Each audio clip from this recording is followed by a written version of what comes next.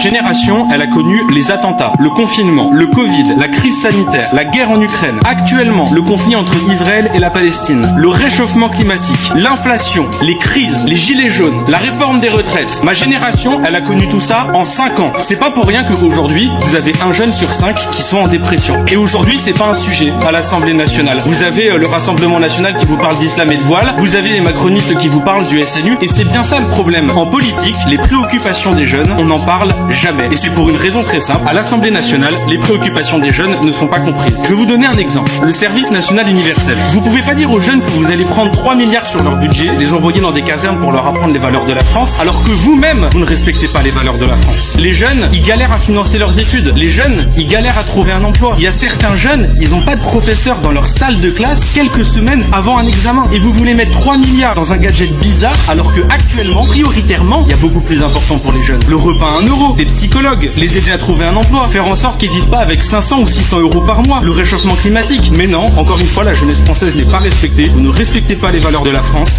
Vous mettez tout cet argent dans un SNU qui nous coûte cher et vous ne comprenez pas que ce soit ressenti comme une injustice par la jeunesse.